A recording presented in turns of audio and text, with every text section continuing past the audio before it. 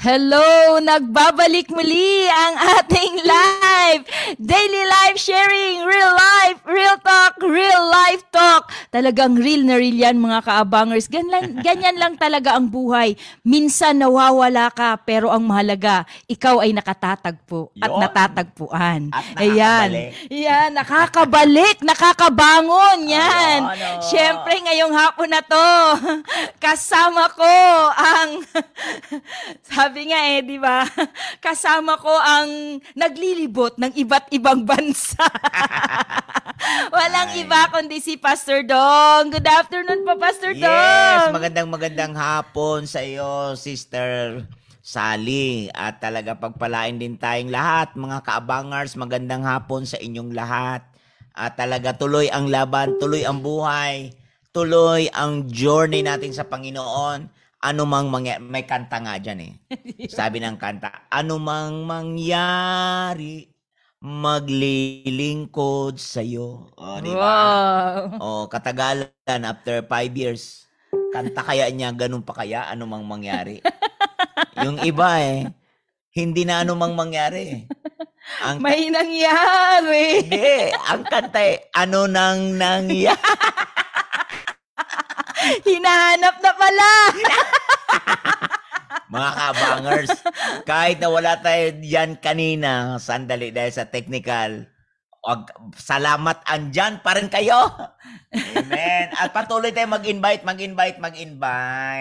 Invite natin ang ating mga kasama. Siyempre, mga kabangers, magandang hapon sa inyong lahat. At magandang hapon din sa aking minamahal sinisinta iniirog. Ay, aleluya. Saan ka man ngayon, alam ko na mayroon kang ginagawang maganda, pinakamaganda dahil bukas, biyahe na naman tayo. Yes, pagbalik ni Pastora May mamaya, maganda talaga siya, Pastor. Oo. Kasi may lakad bukas no? Yes! Maaga kami ng 6:00 bukas, mga kaabangers, papuntang Kuala Lumpur. Malaysia. Kaya sa mga taga Malaysia, nandyan na sila, Pastor, kanina pa nag-aabang. Amen. Ang mga taga Malaysia, nako, abangan nyo ang ating mga pastors, Pastor May and Pastor Dong, diyan sa Kuala Lumpur, Malaysia. At syempre, alam nyo na, meron tayong daily live sharing on the road. Yes. On the road to Malaysia. Amen. Talaga naman. Pagpalain tayong lahat ng Diyos dyan sa Kuala Lumpur. At pupunta din kami ng Malacca, Malaysia. Ayun. Malacca? Isang ano yon, isang bayan din. Oo, isang state din yon. Kaya purihin ang Panginoon sa buhay natin. Nako, Pastor, hindi ako ngayon sisa. Sisa. Kasi walang magpapatuloy. Walang magpapatuloy ng mga gawain, di pwede.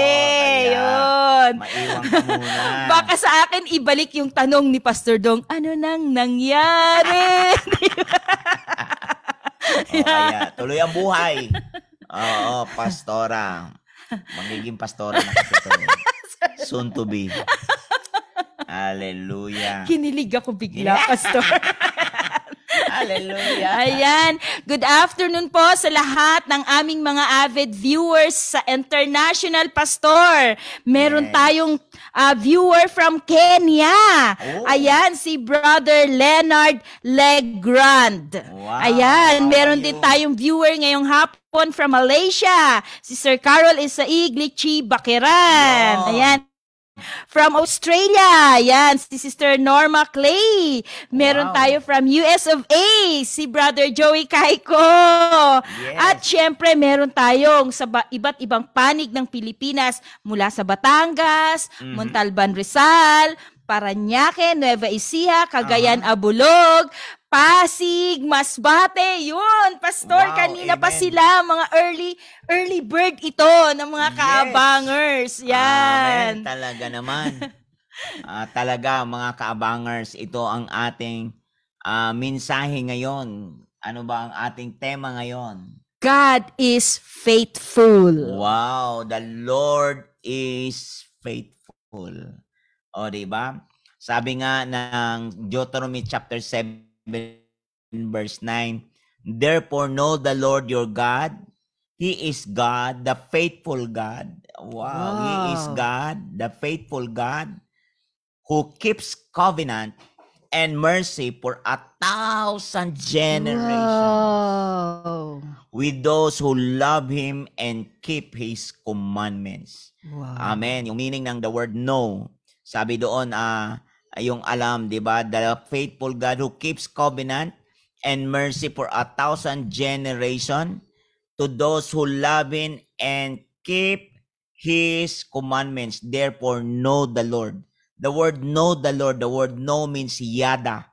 And the word yada means to be intimate. Oh, intimate. Ibig sabihin, dikit na dikit ka, intimate ka. Kumbaga, ikaw ay nakatuon sa kanyang gustong gawin. Wow. Intimate na intimate ka. Kumbaga, hindi ka na tinawag na kaaway ni Lord, kundi ikaw ay aking people, aking bansa. My Amen. possession, sabi niya. Kaya nga, sabi ng Luke 16 verse 10 to 12, faithful in least is also faithful in much. Amen. So, God we serve is a faithful God, sabi ng Deuteronomy chapter 7 verse 9. And dahil siya ay faithful na Diyos, ano ang kanyang ini-expect sa atin?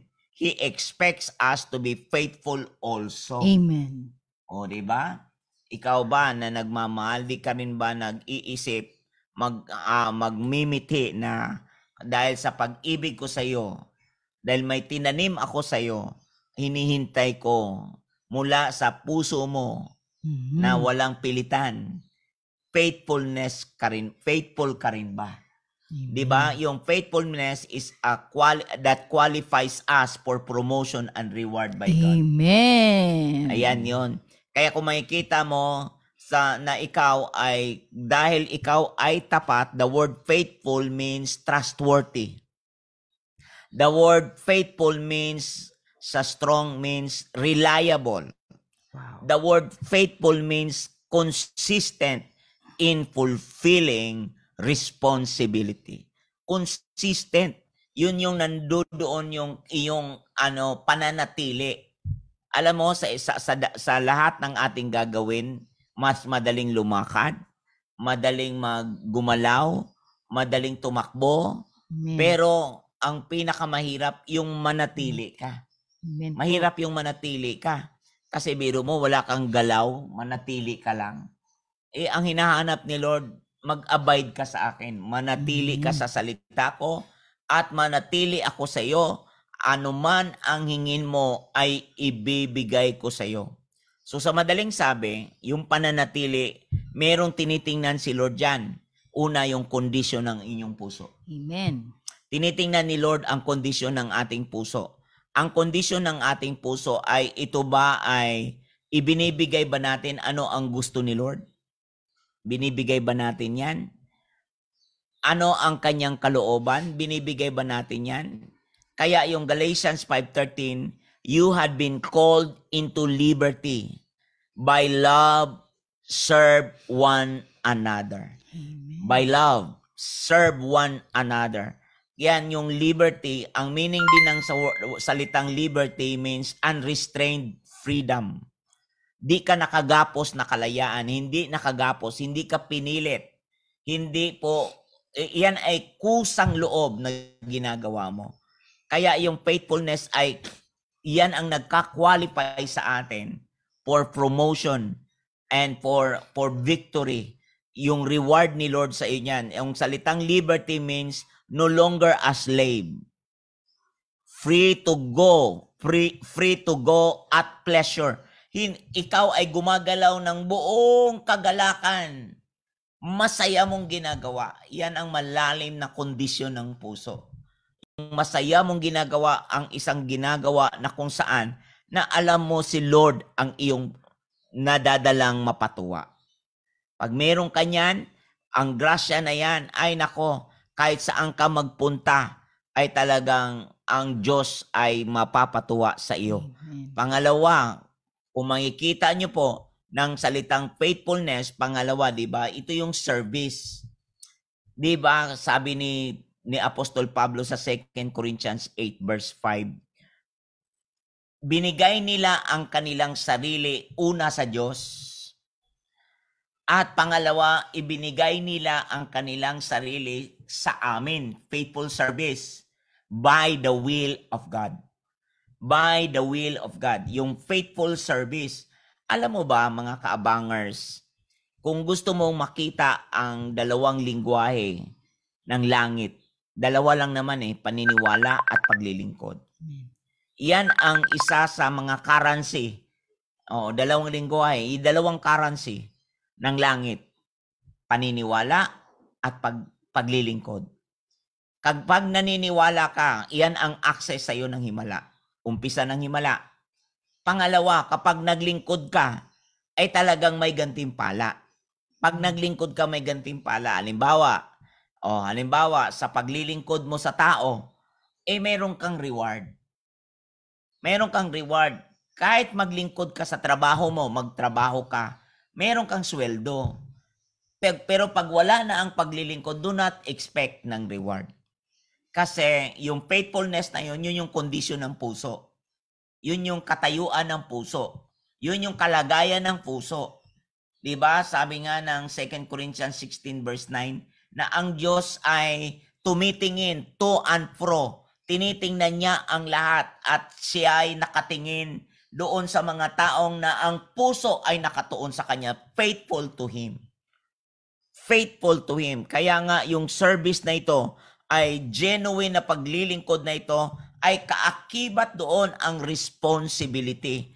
Gaya ng sinabi ko kanina, di ba? Ito'y responsibility na nilagay na sa iyo ang magpasya. O yan.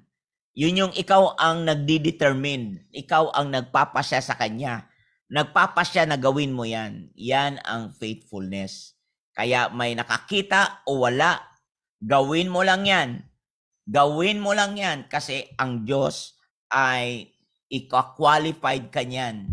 Kaya nga sa ganitong karakteristik na faithfulness, merong requirement si Lord sa atin dyan. Yung pagiging mataas ang pagtitiwala mo sa Diyos. Mataas ang pagtitiwala mo. I-discover mo ang lahat ng yan. Yan yung quality ng karakteristik na meron ka. Pangatlo, yun yung consistency mo. Pang-apat, ay magpapakita ka ng initiative. Mag-initiate ka ng change. Yan mo ang isang dapat mong ipakita dyan. At yan po ang mga karakteristik ng isang taong faithful.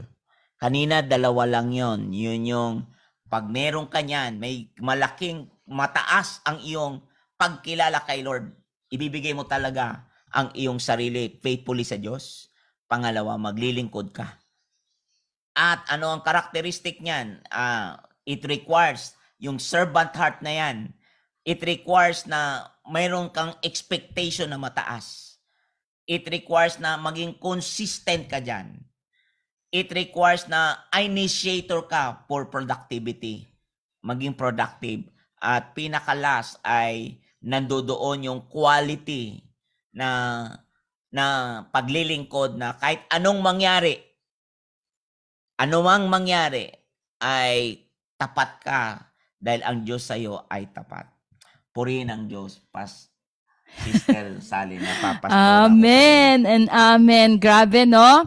If you want to be qualified for promotions and reward of God, isa lang po ang ating dapat tatandaan. Be faithful, for the God who chose us and the God who called us is a God who is faithful also. Amen.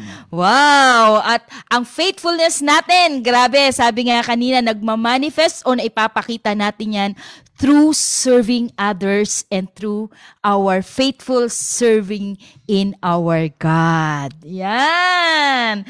Grabe, no? Magkaroon talaga tayo ng mataas na faith, di ba? Kaya yung shape, pastor kanina binabanggit mo yung shape sabi dun sa shape, nakabuo tuloy ako ng salitang shape, pastor. Yung shape, servant heart. Wow, diba? hallelujah. So, kapag ikaw talaga ay faithful, if you are faithful, meron ka talaga nito. Amen, diba? talaga. Isa talaga to sa checklist natin. Diba? Servant heart. Tapos, yung letter H, 'di ba yung letter H sabi ay 'di ba yung be humble. 'Di ba, Pastor? Yes. 'Di ba? Yung humility talaga kasi ang isang tao hindi siya magkakaroon ng faithfulness kapag hindi niya kayang magpakumbaba. 'Di ba? Kaya kailangan din requirement din yung humility dahil sa humility pag may humility ang isang tao, meron siyang paniniwala at meron siyang paglilingkod. Amen. Wala talaga tayong makikitang tao na naglilingkod ng tapat at naniniwala ng tapat kapag hindi talaga niya nakayanang ibaba ang kanyang sarili. I-humble ang kanyang sarili. Totoo. Dahil ang pagpapakumbaba po, pagpapakita po yan, na tayo ay 100% na nagtitiwala. At dahil tayo 100% na nagtitiwala, tayo ay 100% na gagawin kung ano ang ipinagagawa sa atin ng Diyos. Wow, amen. Diba? Kaya yung letter A, yung letter A, agree ako doon that we need to discover, diba? I-discover talaga natin, magkaroon tayo ng consistency, diba? The agreement, yung agreement natin talagang, diba, meron nga tayong tinatawag na covenant, diba? Sabi nga ni Pastor Dong, diba? My word of God. At ang word of God, it is a set of covenant. Yes. Diba? Kaya ang Diyos na faithful sa ating buhay, naglagay siya ng mga covenant sa atin. Amen. Diba? Agree with God's covenant. Diba? Wow, hallelujah. Diba? At yung letter P, yung purpose. Ano yung purpose mo? Diba? Ang sabi dyan, ang purpose mo is to be of service. Diba? And to take responsibility. Wow, amen. Diba? To be of service and to take responsibility. Hallelujah. And yung letter E, embrace God's will. Yun. And God's design for your Hallelujah. life. Diba? That is shape. Diba? Amen. Kaya pag ikaw ay faithful, hinuhubog ka talaga ng Diyos. Wow. Gusto mong hubugin ka ng Diyos, maging tapat ka. Manatili ka sa Diyos dahil sa pananatili, may pagpapala. Kaya Amen. naman, Pastor, yung bisita natin ngayon, Oo. grabe siguro ang pagpapala nito. Oo nga, tingnan nga natin. Bakit kaya tinawag ito? God is faithful. Yan. Siyempre, Hallelujah. Pastor. Anong hiwaga kaya excited na ako dito. Excited na rin ako. Parang gusto ko na lang din makinig. Huwag naman. Magtanong ka muna. Alright. Ayan, kung ang kahapon, Pastor, na bisita natin ay galing ng Batangas. Ngayon? Ito, Pastor, milyahe ang layo nito sa atin. Hallelujah. Diba? Kasi ang bisita natin ngayong hapon, mga kaabangers, ay nagmula pa sa Saan ba? New Jersey. Ayun! Yan! Hallelujah. Pastor, mukhang artistahin din. Oo. Yes. Artistahin, ano? Opo. Pakilala na po natin siya dahil excited na po ako siya'y tanungin. Ayan. Yon, okay. Siya ay mula sa New Jersey. Galing siya ay isang registered nurse at hindi lang basta nurse. Malalaman natin yan, mga kaabangers. Yun, okay. Join us in welcoming our guest this afternoon, Sir or Mr. Mark Batchoco. Yon, praise God. Welcome po, Brother Mark. Yes, good afternoon po sa lahat. Sa lahat ng good afternoon or good morning kung saan man kayo. Amen. Wow. Ang tipid bumati. Ang tipid. But Pastor, pag ang mga lalaki ang bumabati, ang tipid. Hindi naman lahat. Ba't kabatiin mo ako? Ang daming mauubos. Sige, Pastor. Huwag na lang siya ang guest. Okay. Sige po, baka po meron pa po kayong gustong batiin ng mga inimbitahan po ngayong hapon, mga kapamilya, ka-churchmate, at syempre baka po may special someone kayo na nais ninyong batiin din. So first of all, praise God for being here.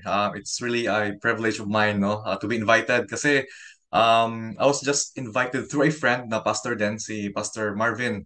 So he recommended na, sabi niya, Mark, baka gusto mo mag-share ng testimony mo. Actually, nasa Israel pa ako noon. That was a few weeks ago nung in-invite niya ako. Sabi ko, Pastor, nandito pa ako sa Israel eh. Sabi ko, pag uwi ko, we will set up the meeting. Tapos, I was on vacation last week at saka kanina, kakarating ko lang from vacation. So praise God to be here, and it's really nice to be in your presence. At saka I'm really overwhelmed right now. So thank you again for having me. Wow, salamat din, Brother Mark. Kung ikaw ay biyahe ng biyahe, di ka ba napagod? Okay lang. May ano ko lang, jet lag ng konti, pero praise God for the energy and for Oh, sustaining. ano? Kararating mo lang katapos mag-guest ng ganito, imbis tulog na ito ngayon. Wala siyang jet lag, Pastor. Wala. Yes. Di ba? Kasi kadarating lang niya, pero umupo siya dyan. At Yun talaga nga. naman, Salamat nandun talaga talaga. ang faithfulness, Pastor. Oo. Andun yung pagtitiis. No? Yes, may pagtitiis. Ang faithfulness ba ay basta lang gawing faithful ka lang na walang kaakibat na kakambal na pagtitiis. Di ba? Hindi magkakaiwala yun. Hindi po, Pastor. Oo nga. Hindi madidevelop ang pagiging faithful mo kung wala kang pagtitiis at walang matindi. matiis. Kaya salamat sa pagtitiis mo, Brother Mark. Ha? Salamat. Alam kong pinigil mo ang iyong tulog. Ayun. Yes. May pagmalaki mo lang si Kristo ngayong araw na to. Amen. Amen. Wow. Hindi po, I'm used sa mga hindi nakakaalam, no? So I'm working night shift, so I'm used na magpuyat at saka mag-stay up late. So parang morning to para sa akin, kahit na anong oras ba? 1:33 a.m. dito sa Amerika, pero parang day shift pa rin. Praise God. Thank you po. Salamat si Lord. po. Ayan. So, simulan na natin. Sige. Ayan, simulan na natin kilalanin ang ating bisita ngayong hapon na to. Ayan. Brother Mark, okay lang po ba kung tawagin ko kayong Brother Mark? Yes po, sister. Ayan. So, Brother Mark, maaari ka po bang magpakilala sa ating mga kaabangers? Saan po ba galing ang mga Batchoko? Ayan, saang probinsya, saang bansa? Yes po. So, again, good morning sa lahat, no? Yung pangalan ko po si Mark Bachoco. So galing po akong Iloilo. I grew up in the province of Iloilo sa Pavia po, yung background. Yung family ko, yung background nila from Pototan, some are from Banate. Actually, yung story niyan, no, yung lolo ko, sabi ng parents ko, was adopted by a Bachoco. Yung original na last name namin supposedly is Soberano, from I think Negros. But then again, adopted yung last name na Bachoco. So, ganun. Oh. Wow, Negrense, Pastor! Taga Negros pa naman ako. Yes! Sa ano siya, Pastor? Occidental. Yeah, oo. Occidental. Negros Occidental. Kayo naman po ay Negros Oriental. Ay, basta may Negros. Yes, basta may Negros. At pure siya na Negrense. Negrense. Yeah, mga soberano. Soberano. Yan, mga known niya na na mga pangalan doon sa sa Negros Occidental. Yes, Kasi ang mister ko po taga Negros Occidental. Kaya pala. Yan. So, okay. Brother Mark, paano po ba ang inyo pong mga magulang nung kayo ay maliliit pa, mga bata pa, paano po ba kayo pinalaki ng inyong mga magulang? Opo, so nung pinalaki kami, I grew up na yung father ko po, yung background niya as a profession, seaman siya. No, so palagi siyang malayo sa amin. So usually 6 months on board, no? At saka 6 months off, parang ganun yung pattern ng work niya. Primarily it was yung mother po namin, no? Tatlo kami magkakapatid. Ako yung youngest, no? So brother ko, sister, at saka ako. So it was primarily our mom who raised us up, especially training us, discipling us, no? Dinadala kami sa church. Wow! Pastor, mukhang may pundasyon. Oo. May pinag-uugatan. Yes. Oo, sa edad na ganyan, meron ng ganyang kalalim na relasyon kay Lord. Parang kanina pinag-uusapan natin to, Pastor, yung kung ano yung lalim, siyang taas, at kung ano yung taas, siyang lawak. Ayun. Yan, makikita natin, Okay, Pastor. okay. Kaya pala God is faithful. Oo, hukayin natin. So, you are the youngest from among the 3 siblings. Kayo po ang youngest and only son. Di ba? Tama. Only boy. Only boy. Second boy Yan. po. Brother, Samboy. sister, tapos ako. Tatlo kami lalaki. Dalawa kami lalaki. Dalawa kayong lalaki, tapos isa yung sister. Ayan. Tama. Kamusta po ang maging bunso? Wala na sigurong chance. Spoiled ba? Paano mo po ba i-describe ang pagiging bunso mo? Ikaw ba yung laging nauutusan, napapalo, o ikaw yung chill-chill lang? Medyo chill ang konti kasi yung age gap ko sa mga siblings ko, 10 to 11 years. Medyo malaki yung age gap ko. So, kung minsan nga tinatanong ko yung parents ko, sabi ko, was I made by mistake? Kasi yung brother ko at yung sister, parang 2 years lang yung gap nila. And then, syempre, seaman yung father, di ba? Siguro, na-miss na yung isa't isa. And then, I was made. But thank God, wala naman akong, walang Down syndrome. Kasi sabi nila, pag may edad na yung mother, yung chances daw na may mga complications yung birth is malaki. But, medyo okay naman ako siguro, no? Uh, Yun ang God faithfulness po. Unang God faithfulness sa buhay Yun, ninyo. oo. Di ba? Wala yung mga down syndrome na yan. Puro pataas. Dahil ang Oo. Diyos ay faithful. Amen, amen. Ayan. Sa disiplina po, paano po kayo dinidisiplina? At sino po ang laging nadidisiplina sa inyong magkakapatid? Equal po yung pagdisiplina sa amin. Every time na pag umuwi yung father ko, no, ano siya talaga, he disciplined us. But again, regarding his work na away siya sa amin, so it was really our mom na hands-on sa amin. Kasi malayo palagi si Papa eh. So yung mother po, yung nagdisiplina sa amin. So, ibig sabihin, dumating po ba sa point ng buhay nyo na maliit pa kayo na mas gugustuhin ninyo na ang tatay ninyo ang nagdidisiplina sa inyo? Syempre naman po, definitely. Sino ba naman nung ayaw na? Kasi yung father figure iba eh. Iba yung father figure na siya yung may control or may command sa family. Yes. Kasi pag mother, meron naman. Pero kung minsan kasi yung father kasi pag malayo sa mga anak, every time dumadating, parang ini-spoil ba? Parang kung minsan yung disiplina parang hindi masyado. So medyo treatment yung nangyayari instead of discipline. So medyo napabayaan ng konti, pero praise God pa rin sa mother, no? But even though, regardless of all that, no, medyo nag-sway tayo ng konti. At mamaya, malalaman natin yan. Wow, ayun pastor, yung soft discipline kasi 'di ba, iba po talaga magdisiplina. Ano po sa biblical yun, pastor? Kasi 'di ba sa Ephesians 6, 'di ba? Ito yung isa sa laging nakakaligtaan, verse 4, na yung mga magulang, huwag niyong buyuhin ang inyong mga anak dahil sa labis ninyong kahigpitan. Ito ang isang missing link ng maraming pamilya. Bakit ngayon ang taas ng lawlessness?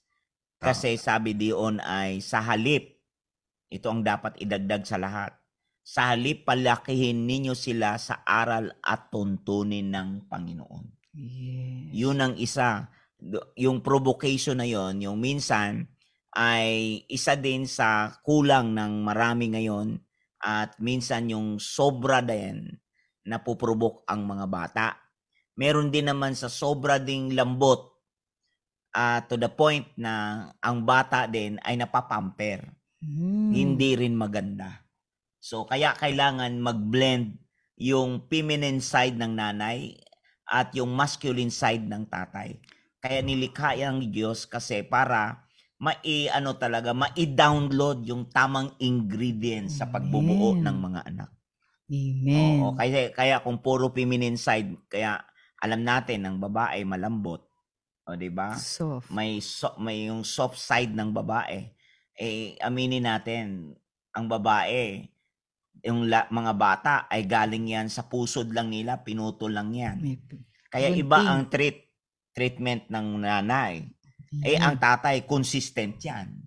Oo, matibay yan. Kahit minsan hindi feel ng mga tatay, ay gagawin talaga yan.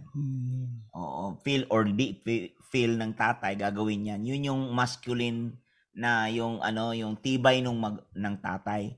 Kaya kailangan ng father image. Amen. Kailangan ng father image. Kaya minsan, apoy at tubig yan eh. Yung isa tubig, yung isa apoy. Minsan baliktad din. Kailangan yung isa apoy, kailangan yung kabila tubig. Pag pinagsamang puro apoy, ay impyerno yun. Pag puro tubig, karagatan yun. Baha yun. Panahon ni Nova yun. Lunod yun. Kaya hindi pwede, no? May time talagang mag-blend tayo aga yun. Para kakumpletuhan nilang dalawa ay mailatag sa buhay ng mga anak. Kaya nga minsan naging religious-oriented tayo kaysa maging word-oriented. So, religious-oriented is mabait lang magpunta sa simbahan, pero iba naman ang kalakaran sa bahay. Ang bagsak, religious-oriented. Nasaan yung word-oriented na talaga tayo ay magiging buhos at hubog sa word kasi ang word direction yan. Ang word hammer yan. Ang word ay direction at yung lamp unto my feet. My feet, our feet. Kaya ito yung pinakakakulangan ng karamihan ngayon kasi pinalaki lang sa simbahan. Hindi naman talaga lumaki ang mga bata sa pamantayan at tuntunin ni Lord. Amen. Kaya kailangan palakin ngayon. Yan, kagaya ng sinasabi niya, no, dinadala lang siya sa church. Oo. Pero may kulang Yes. talaga. Ayan, Kailangan okay, talaga diretso. mag-blend. Ayan, diretso tayo. Ayan. So, sabi mo nga, sima ng tatay, madalang na makita ang tatay. Paano po ang isang tulad ni Kuya Mark? Ayan. Paano mo hinubog at paano ka, sabi nga paano yung naging buhay mo, especially nung ikaw ay elementary na at lumalaki na gano'n nakasanayan mo na yung ganong environment na puro nanay ang nagdidisiplina at ang tatay ay paminsan-minsan lang. Kamusta ka po? During elementary, so during elementary, wala po.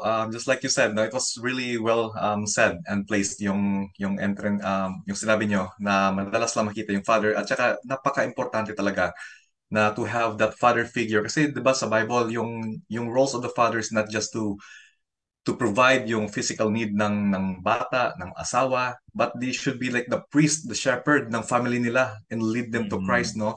Right, So yeah. those were the things na hindi ko na-experience noon. So ngayon that I'm also a father, no, and that's also one thing that I'm also trying to be faithful in that area, na maging faithful sa Panginoon, not just to provide for my daughter. Kasi may anak kami ng asawa ko, si Rochelle. We have a daughter named Victoria. So I'm being there. The things that I was lacking na hindi namin experience no nung time during my dad. So I'm trying to do that in my own family. So during elementary, to answer your question, wala, ano ako noon, happy-go-lucky, like you said, soft discipline. So medyo spoiled ng konti. Pag anong gusto, medyo nabibigay. May disiplina din, but it was mostly soft discipline during elementary. Si mama, I remember palagi sa principal's office. Sabi na nga, if she could remember, sabi niya, oh, Miss Bachoco, yung anak mo nandito na naman sa sa principal's office. May inaway, ganon. So, yun, yung elementary. Pastor, Ang hiwaga.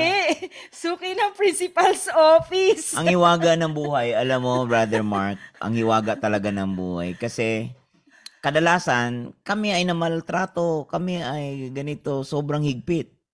Ngayon naman, punta naman tayo sa salitang sobrang luwag. Sobrang luwag, di rin Oo, pala diba? maganda. Sobrang luwag. Napaganda ba? Sa tingin ko sa'yo, sabi mo kanina, mukhang meron yata talagang mayroon pang sa unahan eh. Meron pa Pastor, may mga kaganapan. May nilook forward. talaga. Idire-diretso mo nga yan. May nilulo. Ngayong elementary, mga kaabangers elementary, suki siya ng principal's Oh, yun office. nga eh. Kamusta kaya naman ang kanyang high school life? Ay, hindi, teka muna. Gusto ko matanong to. Ano ang isa sa maganda na, huwag muna tayo doon sa side na Di, yun. ah. Pastor, excited Ano ako. ang ano ang magagandang di mo makalimutan nung elementary Yun. ka? O, tige nga.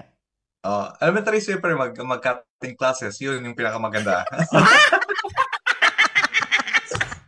Yun yung most memorable. Oo. Okay. But gusto mo ibigay ko lang yung testimony lang from high school, Sige. elementary, Sige po. and then Okay. lahat na lang. Okay. So, Okay. to those na hindi aware, so I gave my testimony 10 months ago. Ngayon 32 years old ako. So last January 22.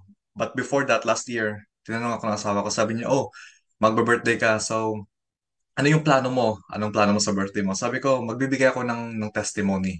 Magbibigay ako ng testimony. Sabi ko, because to those who are not aware, my life was really like a mess before, no? Walang direction until I found Christ. And then doon nag-organize kami nung January 22, 2023. It was just very recent, no? 10 months ago lang. So I gave my testimony to my family and friends, including a lot of people that are close to me. Pero mamaya, I'll go into that details. Wow, oo nga. Kaya nga, wag mo munang i-shortcut. Wag na, Ang sarap pakinggan nabibitin eh. ako eh. Gusto- Gusto ko tuloy-tuloy na lang gusto siya ko- magkwento, Pastor eh.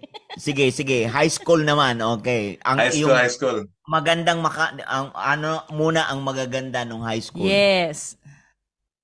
Maganda nung ang high school ko, actually yung high school ko, 2 years lang ako dyan nag-high school sa Pilipinas. Hanggang second year high school. Kasi nung 14 years old, pumunta kami dito sa US through sa petition. So dito ako nag-high school, 9th grade, 10, 11, 12. Dito ako nag-graduate sa Jersey City. Wow. Okay. Kamusta kaya yung high school yan. na yan? Sige, sige. Unahin na natin, Pastor. Sige, sige. Okay. Diba?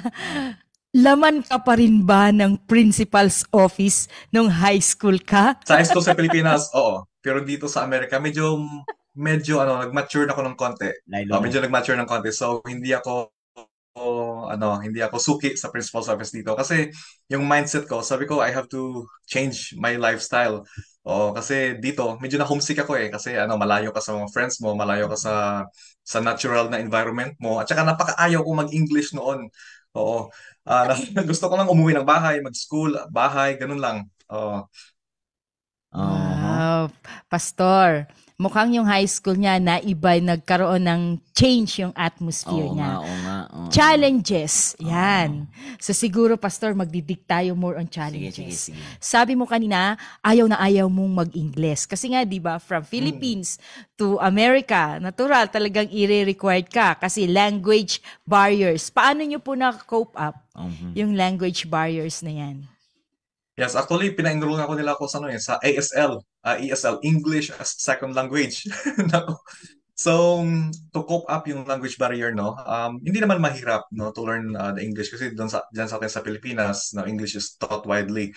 So, for me, para hindi ko makalimutan yung sariling wika natin, kasi alam natin, there's a saying na sa amin, no, sa Ilonggo, no, pumunta ka lang ng Amerika, parang nakalimutan mo na mag-Tagalog, parang ganon. So, ayaw ko na maging part of that group. No, so what I did, para hindi ko makalimutan yung Hiligaynon or Ilonggo, I started to rap or write songs. Nagsulat ako ng kanta. To those na hindi alam, no, I used to I was able to write hanggang 39 songs, no, by myself. Ako nagsulat and rap, just not to forget yung Ilonggo. Wow, you wrote songs. But that was before, hindi na ako na active na naging rapper. Rapper pala siya. Diba? Rapper pala siya. Doon niya hinuhugot yung coping up niya, Pastor, sa language barriers niya. Friends, mga kaibigan, how did you fit in yourself to your new friends? And new friends pa? Oh, okay. So I thought you're asking someone else. So new friends nung high school ako, I had only 6 friends na very close nung high school. One was from Antique, another one was from Vietnam, and yung apat is from Senegal. So 6 lang sila. Yung apat yun, magkakapatid yun. So I had really close friends nung high school dito sa Amerika kasi ayoko na mag-spread ng friends na marami pa kasi yung mindset talaga is I want to go back home. Gusto ko talaga umuwi ng Pilipinas. Kahit hindi ko natapusin yung high school ko, yun kasi sa akin happy-go-lucky ba yung life noon. I just want to enjoy, walang discipline. So I was not thinking of making more friends here sa US. Anong malaking nakatulong sa iyo yung 'di ba? Medyo nung high school ka dito sa Pilipinas ay lagi pa rin tinatawag ng principal office. Ngayon diyan sa ibang bansa, anong malaking nakatulong sa iyo kay sabi mo nagbago ka bigla? Nagbago ako, okay. So, yung change, I'll go back to the beginning na lang. Okay, I'll go back na lang to the beginning para maintindihan ng mga viewers natin how my life really changed, no? So, to our viewers, no, again, my name is Mark. Basahin ko na lang because I wrote a testimony, no? At saka I'll just edit along the way. Okay, so lumaki ako sa Iloilo, no? So I grew up in Iloilo, and then nung high school, I was privileged talaga. From kindergarten hanggang elementary, I was privileged to attend no ng Christian schools no since pre-K. So I attended yung Pavia Christian Reformed Church. Doon lang sa street namin yon, Pavia Christian Reformed Church during my pre-K years, no. And then I went to Central Philippine University. No, so nag-attend ako sa Central Philippine University from kindergarten, no, to elementary hanggang half ng high school. Yung sabi ko nga, half lang ng high school ko. Then pumunta kami dito sa Amerika because we were petitioned, no. Yung tita ko, pinetition yung father ko. When I was 14, I came here, yung siblings ko naiwan diyan sa Pilipinas because at the time they were above 21 yung age limit. So they were left behind. So nakasama ko lang yung parents ko. No, so at the time during elementary, ganun, like I said earlier, happy-go-lucky lang, walang discipline. And I remember vividly, no, during elementary, even though I attended Christian schools, I was at grade 5, na-expose na ako sa pornography, no. Nag-start na ako doon about smoking, na-expose na ako with drinking ng hard liquors, ng beer kasi ano ba, peer pressure, no. So that was more than 20 years ago, di ba? So, at saka during nung time na yun, I think internet was also created nung time na yun, in the early 90s. I remember at one point, yung bill namin sa telepono was more than 20,000 pesos. No, just Wow. imagine, 20,000 pesos. Napakatagal na yun. Just because of because of pornography, that's why sabi nga nila no, sin is addicting, di ba? Sin is addicting, pero ano lang, temporary lang yung pleasure. Because of yung dial-up internet, I was not aware that I was clicking yung mga adult entertainer ba, yung chinachat mo, yung mga adult. Hindi ko alam kasi nung dumating yung bill namin, my mom was like, who is calling? Sino ba tumatawag sa mga Europe, yung sa mga Australia? Ako pala, hindi ako nagsalita. So yung bill namin, umabot hanggang 20,000 pesos. Normally, yung bill natin hanggang 1,000, 2,000. And that was, imagine, 20 years ago. Napakalaki ng halaga. But eventually, they found out. No? So during high school naman, nung dito na ako nung sa Pilipinas pa ako, I was first year high school. I was exposed to taking drugs. Oo. And that was what, first year high school, ha? Marijuana, shabu. I was exposed to that. This was also the time nung high school that I was exposed to a gang, no? And the very basic thing ng pag mag-join ka ng gang, syempre dapat may armas ka. You have to prepare defend yourself. No, yung basic na dinadala mo yung balisong, no, or yung butterfly knife.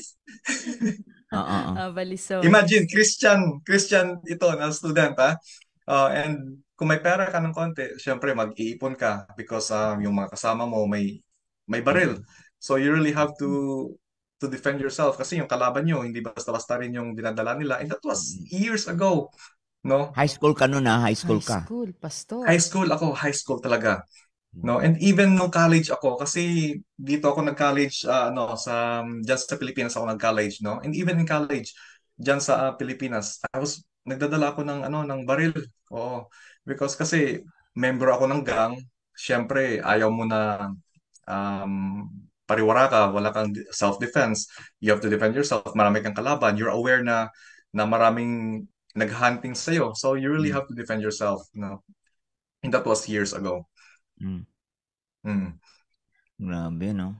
Pastor, Ay, nako. buo ang pamilya nito May Oo. nanay, may tatay, may mga kapatid. Oo, Yes, pero yes. At lumaki sa church. Oo, pero dahil sa ang disiplina sobrang luwag.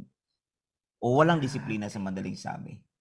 Oo. Grabe. Sobrang bigay, sobrang inunawa, no, na kung saan nawala talaga yung balanseng buhay. Nawala talaga. Tama talaga yung sinabi pa niya kanina na siya ay nasa Christian church. Mula kinder Mula kinder. hanggang high Na school. ay ito yung sinasabi ng 2 Timothy, 'di ba? Chapter 3, verse 7, always learning but never able to come to the knowledge of truth. Amen. Yan talaga yung word na yan. Always learning but never able to come to the knowledge of truth. Kumbaga, sa verse 5 ng 2 Timothy 3:5 na ito yung sinasabi ng form of godliness but loses his power. Form of godliness, makadiyos lang, nasa simbahan. Ritual lang. O ritual lang. Andyan sa simbahan, nakaupo. Pero yung spirit lumilipad sa labas kung ano yung gustong gawin. Pero posible ito ngayon kasi lalo na ngayon inalis pa sa mga eskwelahan ang mga ganitong values, yung good manners and right conduct. Inalis pa yan. Paano ngayon yan? Yung awareness ng mga bata, anong input? Kaya kapag walang inflow na right inflow, ay talagang wrong outflow ang lalabas. Grabe. Oo, kaya itong batang to. Tapos ano pa, Pastor? Brother Mark. Pastor, na-curious lang ako. Oh, sige, curious. Paano siya, ang isang tulad niya, na napasok sa gang? Di ba? Kasi ang alam ko, ang mga pumapasok sa gang, gusto lang seguridad di ba? Gustong ma-secure, di ba? So, ikaw naman, kung titingnan, secure na secure ka, buong pamilya mo Bakit ka napasok sa gang? Actually nga, yes, that's a good question. No? So actually, it's just a fun fact. No? When I was young, sabi ko kay mama ko, Ma, paglaki ko, gusto ko maging pastor. Parang right now, it's just clicking to me. No? Gusto ko maging pastor. But then again, it is a good question talaga that paano ba yung nag-sway yung anak na lumaki daw sa church, umattend ng Sunday school. No, yet I joined like a notorious gang. So napasok ako dahil sabi ko nga, like you said, security, peer pressure. Tsaka parang cool ba? You want to be cool, you want to be in sa uso, ganon. Tsaka yung goal namin noon, primarily yung gang namin, we want to be the most notorious. We want to be known as the most vicious doon sa Iloilo, no? Hindi lang yung mga normal, hindi lang away-away.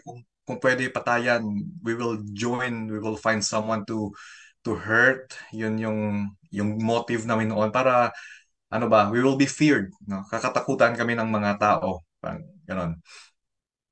Grabe, gagawa ng pangalan. Yan yung marinig Hmm. natin, madalas nating marinig ng mga sumasali sa gang Oo. Gustong maging sikat. Security Yun. rin. Yes, kasi Yung ano yun security. pag may pangalan ka, katatakutan ka, pastor. Oo, yung security din. Yung tingin mo, ligtas ako kapag meron akong ganitong grupo. Yes. Oo, pero kapag napasubo naman, ay talaga naman sabi niya, ay talagang ina. Ina talaga. Buti niligtas pa rin ng Lord. Kaya pala God is faithful. God is faithful. Ano po, Brother Mark, yung pinaka hindi mo malilimutan na pangyayari na kung saan yung gang ninyo, di ba may mga gang na talagang sumusubo sa patayan. Naranasan mo ba yan? Yung magkaroon talaga ng ganun mga crime Sa scene? ibang grupo na saksiyan mo ba? Or kayo Yes mismo? po. Nasaksihan po namin yan, mga barilan. No, we were even at one point, no, we were looking for someone to, talaga, gusto mo talaga to commit, no, murder. No, you're looking for someone to, just like you said, no, to make a name, gumawa ng pangalan talaga. Yes, barilan, magsuntukan, lahat. Been there. Ibang klase pala itong batang to. Ikaw po, nasuntok ka ba? Nasaktan ka ba dahil lang din sa gang? Opo, na-hurt din. At one point, ako lang mag-isa. Marami sila, mga 10, I think 10 or more. No, I was just having fun with ex-girlfriend pa noon, pero ngayon asawa ko na. Napagtripan lang at the same time, pero wala, bangon pa rin. Kasi yung mindset mo ba? Kasi before coming to Christ, kasi yung pag blind ka hindi mo alam yung tama. You just want to go and attack. Parang yung mindset mo, just be vicious talaga. Away from Christ, kumbaga. Sabi ni Kuya Rib, Marvin Montiel, uso kasi yan noon. That is why I decided to reach out sa mga gangs noon sa Iloilo City. Grabe, no? To reach out. Parang nakakatakot. Pero kailangan din to ng matinding malalim na grasyang i-reach out tong mga to kasi itong mga batang ito noon siguro palaban to Sino maglalakas loob niyan? Ang tanong mo kanina na nasaktan ka rin ba? Ang gusto ko nga itanong, baka ikaw lagi nananakit. Ilan na ba ang nasaktan mo? Napalo mo ng baril. Ilan na ba sabi mo, ilan na ba yung napalo mo ng baril? Ilan na ba yung natutukan mo ng baril? Next question. Next. So noon before, like I said, wala kaming pake, di ba? So because when you're in a gang, di ba, you don't care kahit mabilanggo ka. Yung ano lang talaga is just for fame, no? You think like your life is ano lang, parang happy-go-lucky. Hindi Mm. mo iniisip na yung hurt na mag-contribute mo sa parents mo, sa family mo. Wala lang, just for the sake of making a name talaga na kakatakutan ka doon. So, at saka ano, you want to be in sa group. For me personally, that was one of my motive talaga. Pero anong para ano din natin ma-educate ang mga nanonood at nakikinig. Yan ba yung sinasabi mong tingin mo yan noon maganda yan? Ngayon, Ah, anong masasabi mo sa ibang mga bata? Sige nga, educate Mm. mo nga ang nanonood. yes, yes, yes. So, para i-continue ko na lang. So, okay. So, nag-college ako. High school yun, high school. Opo. 'Di ba? So, high school, I was in a gang. 'Di ba? Maraming friends ko. Enjoy na enjoy ako. So, nung dumating sa Amerika, gaya nga sabi ko kanina, excited ako umuwi ng Pilipinas.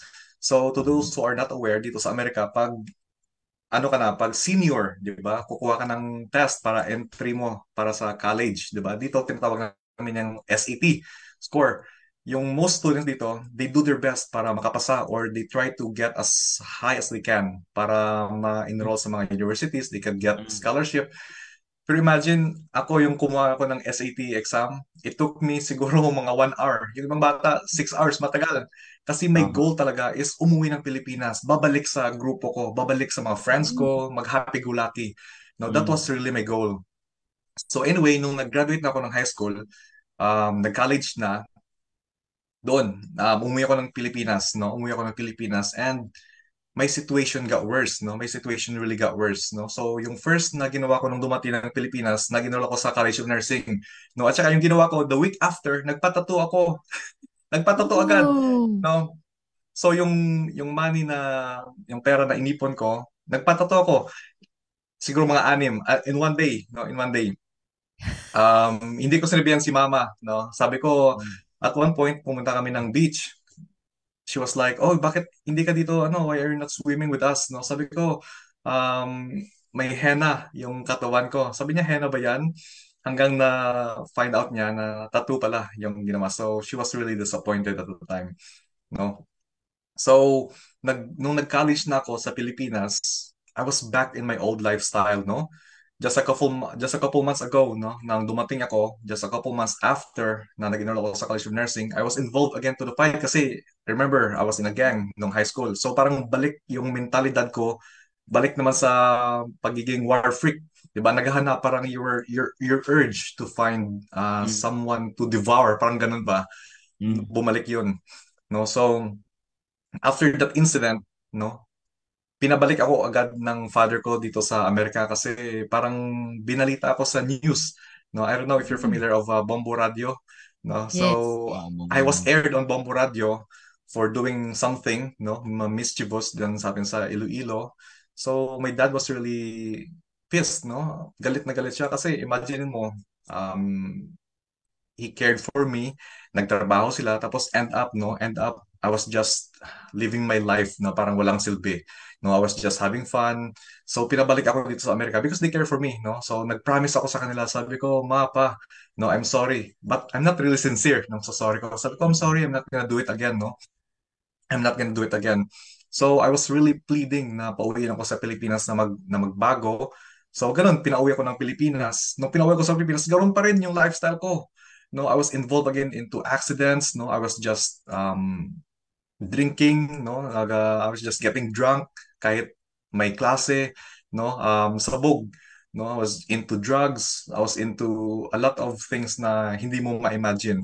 No, so pinabalik ako ng father ko ulit ng parents ko dito sa Amerika. No, they were really disappointed. No, and then at that point, sabi ko, one last chance. Bigyan niyo po ako ulit ng one last chance, no, na magbago. So pinauwi nila ako for the third time, no, in 1 year, no, pinauwi ako nila for the third time. So doon ako nag-enroll ng college sa Iloilo Doctors College, taking nursing. Mm. Grabe, pastor. Yung Grabe, no? iba, gustong bumalik sa Pilipinas Mm. dahil namimiss ang pamilya. Oo. Siya hindi eh. Gang ang namiss niya. Oo, grupo ang na-miss niya. Grupo ang namiss. Sabi ni Kuya Rib dito, they are all war freaks.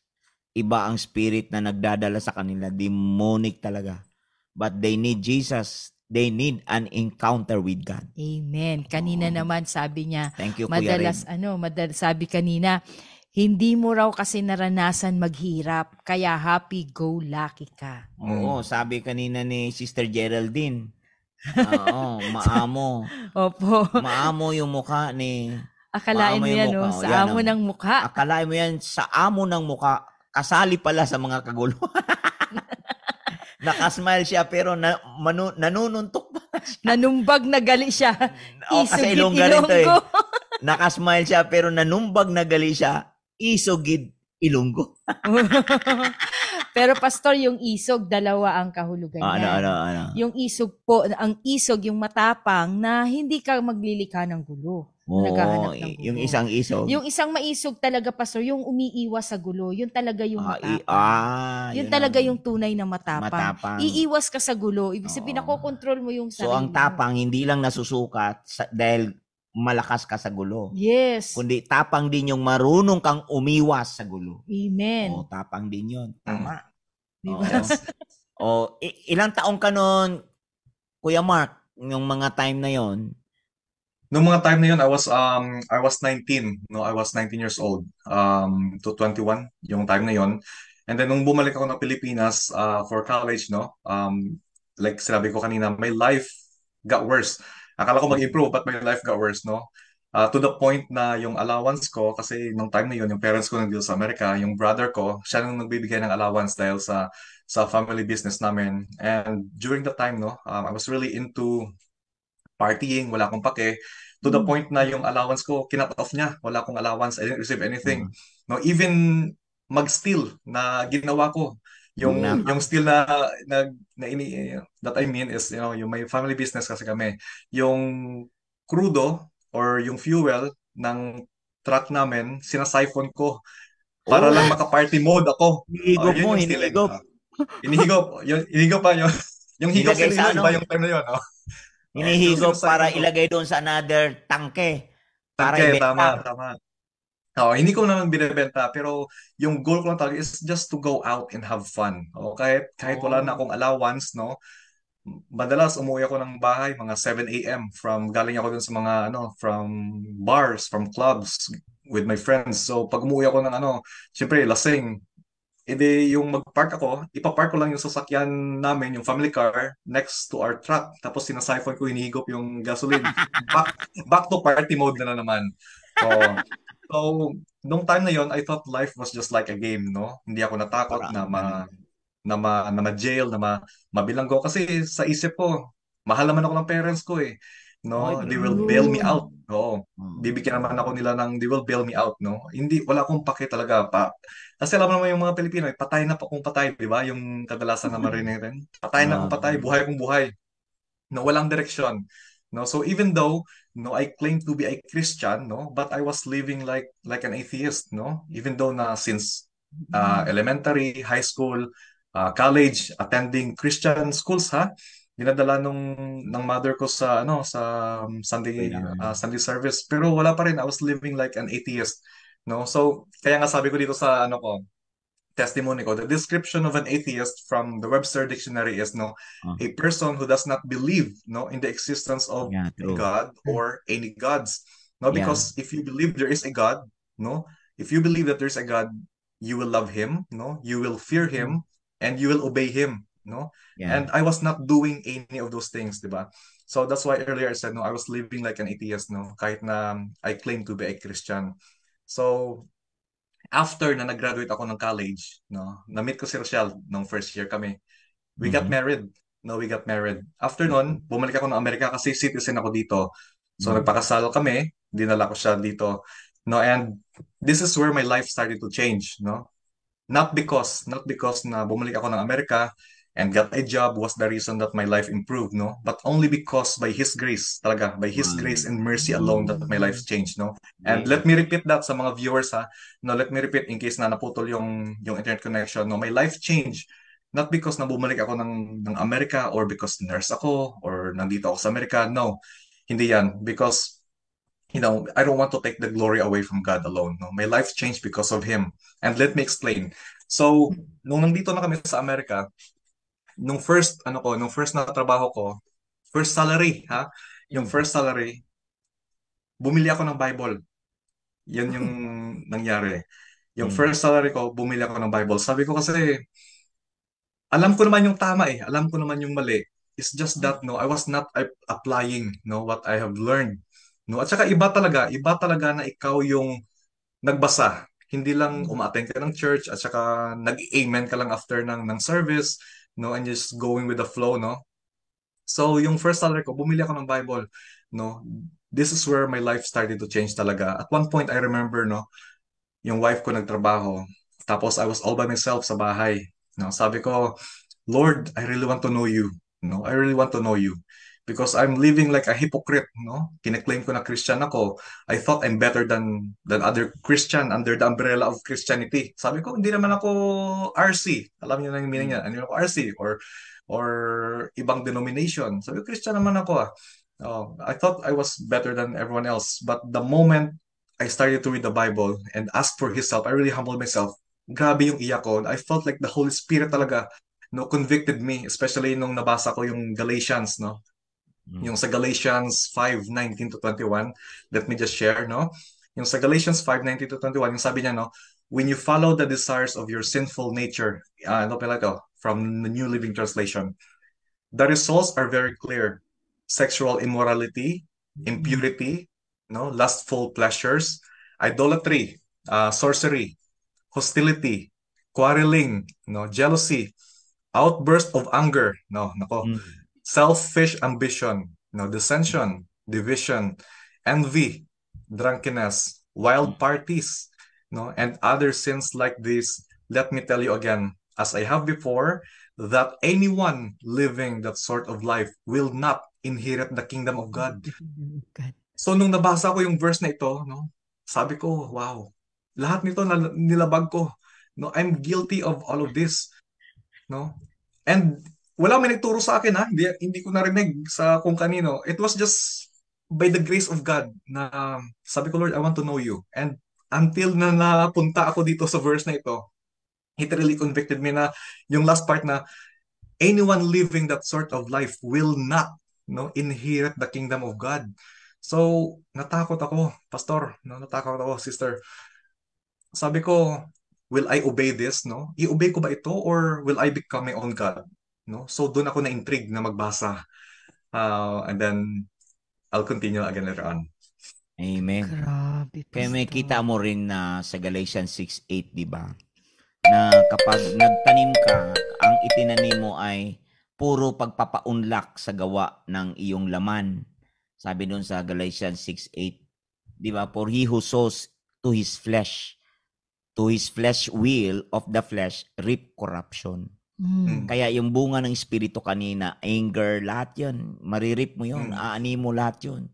Kasi ang tinatangkilik mo, yung hilig ng sarili, wala kang dinudiyos kundi ang sarili. At kaya ang consequence niyan will reap destruction from the flesh. But the one who sows to the Spirit will reap eternal life from the Spirit. So hahaba buhay mo. Kaya lahat din ng puro makalaman yung sinabi niya kanina. Aani talaga laging gulo kasi ang isip niya magulo. Di naman dadamay din yan. Naghahanap siya ng ka-frequency niya. Yes. Laman sa laman yan ka-frequency. Kaya yan ang sinasabi niya na uuwi ako hindi dahil namimiss ko kung ano-ano, kundi namimiss ko yung aking grupo. Kasi nandoon yung frequency. Nandoon yung the same spirit, the same signal. Imagine mo kung ang signal mo ay makalaman, mataas ang laman. Eh di siyempre aanihin mo yung hilig na gusto ng laman. Amen. Kaya ito naman ay nung dumating si Kristo sa kanya, ay talaga naman nabuhay naman yung talagang kakaibang buhay ni Mark. Walaga naman. Word talaga. Ang liwanag sinabi niya, no? Hindi ako nabago dahil napunta ako ng Amerika. Yes. Hindi rin ako nabago dahil nakapagtrabaho ako dito. Yes. Hindi rin ako nabago dahil sa ano pa man. Kundi ito papuri sa Diyos niya to eh. Amen. Kundi nabago ako dahil dumating si Jesus sa buhay ko. Wow! Yes. Naman talaga naman. Grabe. Ilan Amen. kaya maging katulad mong darating sa buhay ng mga tao yan?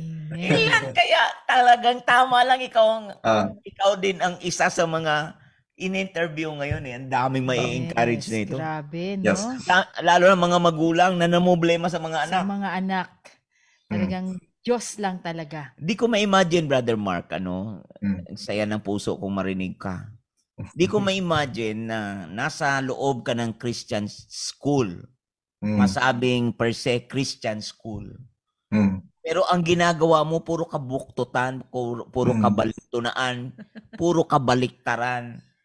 Nasa simbahan ka, parang wala sa simbahan ang isip mo, ang spirito mo. Di ko ma-imagine na may ganito mga tao talaga Yes. kabulag. Ang tawag niyan, bulag. Nire-reject. Basta nagre-reject. To the point na sabi niya, naging ako? Naging atheist Hypocrite, ako. atheist. Antindi. Di ba marami tayong kasama ngayon dyan, naging atheist sila. Yes. Pero nakilala nila si Jesus. Wow. So tuloy tayo. So, Brother Oh. Mark, ang saya. Sige po. So, when I started to read more, no, actually, I was really trying to disprove yung existence ng Diyos, no? Because nasabi ko, totoo ba talaga to yung Bible, no? Iba talaga, it's just the work of the Holy Spirit talaga to convict you. So, when I started to reading more, no, nagbasa ako talaga, no, I started to have the peace of mind, no? So, and like I said, my life didn't happen in an instant. No? The change didn't happen in an instant. It took years actually, no? It took years na mag-change. Kasi kung minsan, alam natin, no, the enemy want to distract you. Satan, no? Ayaw niya magbasa tayo ng Bible, especially the Word of God. Kaya nga sa Hosea, nakasabi niya, no, my people are destroyed for lack of knowledge, no? For not reading the Word of God. So I praise and thank God talaga for His Word is true. So, ganon. So when I started reading, I just developed yung peace of mind. I learned how to forgive. At saka, and also to ask for forgiveness, no? Yung those people that I've caused wrong, na-learn ko na magpatawad sa kanila. Kahit ako, sinaktan nila or I've learned how to humble myself. Na, pare, wala na yun, no? I learned how to forgive you, no? Kaya nga sabi mo kanina, smile ako. Noon, hindi ako mas-smile na tao. Suplado ako. I don't talk to anyone. No? Yeah. Kung pag mag-eye to eye tayo, magsuntukan na agad, no? I don't smile a lot. So it was really the work of God, no? It was really His work, no? Iba yung peace niya ba? Yung peace that surpasses all understanding, that guards your heart and mind through Christ. Iba talaga yung peace, no? Peace that this world cannot give nor take away from you. Praise God for that. Wow. Wow. Alam mo, gusto ko lang magdagdag ng view dyan kasi kung sinabi mo kanina na nasa Christian school ka, ay ganun pa rin ang nangyayari na wild ka, nasa iba kang hindi naman siguro ang problema ay Christian school, di ba? Yes. So, lalong mali naman hindi mali, lalong naman kulang yung hindi talaga itinuturo yung salita ng Diyos sa eskwelahan. Lalo naman sigurong nakakalungkot yun. Di ba? Hindi naman siguro problema ang eskwelahan. Ang problema, yung bata. Yes. Ano ang upbringing sa bahay? Hindi rin sa bahay kasi yung bahay nila ayos din ang environment. Ayos din naman. Oo. Personal talaga yung pastor. Meron talaga dito. Yun, kaya pala God is faithful. Yes. Now, ngayon ko naintindihan yung lalim ng kahulugan bakit pinili mo ang title na God is faithful, Brother Mark. Kasi hindi talaga dahil sa ginusto mo, kundi ginusto na ni Lord na abutin ka talaga ngayon para maisiwalat mo ang finished work ni Jesus sa buhay mo. Hallelujah. Biro mo, tumingin ka lang at, bakit ka nakatingin sa akin? Anong gusto mo, gulok? Parang ako lang yan, pastor. Ay, to ay. Antindi, Touch me not. Touch me not. Sabi ni Salve, Salve Saruela. Buti po sa inyo, eye to eye suntukan. Si Brother Samuel, girlfriend ka na niya. Wow, tindi mo ha. Girlfriend ka na. Ay, yung si Samuel, Brother Mark, husband niya yon. Oo, Yes. husband niya yon. Okay, so tuloy pa tayo. Ano pa ang mga ang Pastor, tawag niyan? gusto ko lang siyang Sige. tanungin. Oh. Paano niya na-encounter ang Panginoon? Oo, paano nga pala? Oo, personally. Paano mo nga pala na-encounter si Lord personally bago yung lahat ng naranasan mong magagandang nangyayari sa iyo ngayon? Personally, Yes. paano mo? Yeah, so personally, doon, like I said, no, back in 2017, no, when he revealed himself to me na nung nabasa ko ng Bible talaga, that he allowed me to know him, no. Wow. It was a different feeling. No, kasi if it's not by the grace of God, we cannot know him, no, because the natural mind cannot comprehend things that are supernatural, di ba? If you humble yourself, no, yung anyone who humbles themselves talaga and with sincerity, that if you want to know him, no, God is near to those who call upon him, no, in truth. So he is true to his word. Kaya nga sabi ko, God is faithful not just in providing the physical needs, your financial needs, no, but he is faithful in his word. No, he's really faithful in his word. Kaya nung time na yon, when I was starting to grow, no, and mature a little bit, no, nararamdaman ko talaga, I felt all the blessings came in sa buhay ko, no. Yung wife ko, may peace kami. Hindi na ako ng babae kasi before I was involved into lust eh. O hindi lang lust na physical lust, kasi yung lust na definition ni Jesus nga, pag tumingin ka pa lang sa babae and you have lust, no, you have already committed adultery in your heart. Yeah. No, at saka guilty talaga ako dun. Kasi hindi lang, no, very severe yung kalagayan ko noon. So, when I started to follow Christ, I started to live yung word niya, I started to experience yung blessings come in. No, na-feel ko yung peace sa life ko, peace sa marriage ko, no? At saka at the time, naging pregnant yung asawa ko, no? Na-bless na naman ako, nanganak siya. So now we have a daughter, 'di ba? So blessing after blessing, nakaipon kami, nakabili ng bahay, nakabili ng sasakyan. So sabi ko, wow, these are the things that kung previous lifestyle ko pa, siguro I will just spend my money on drugs, no? Spend my money on girls, no? Spend my money on things na masama, di ba? But knowing God, may conviction ka na bakit ko pa gagawin to? This is like the old lifestyle, di ba? Kaya nga nang sabi sa 2 Corinthians 5:17, therefore if anyone is in Christ, di ba? He is a new creation, no? Old things have passed away, behold, all things have become new.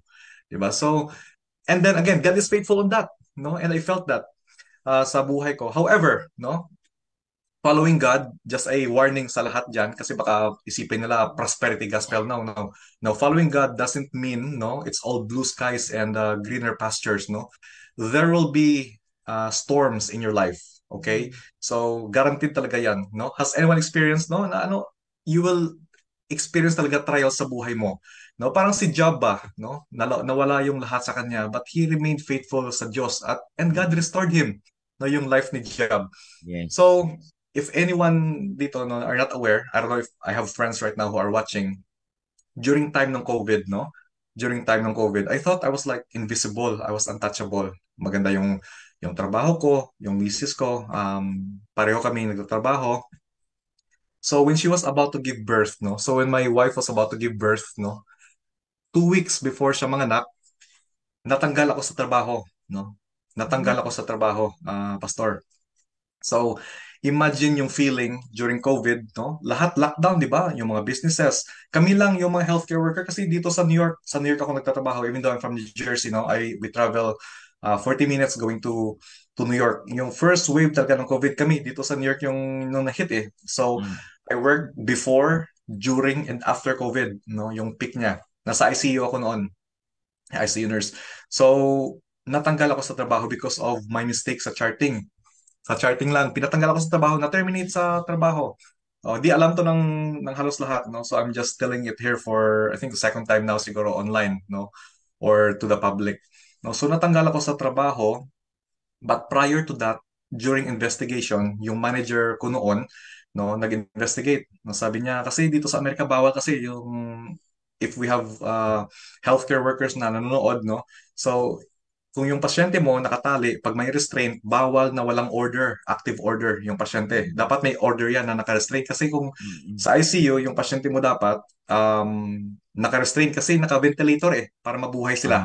O yung Yes. mga unable to breathe on their own, no? Yung may mga respiratory distress or compromised yung breathing nila, so they have to be on a ventilator, especially during COVID, no?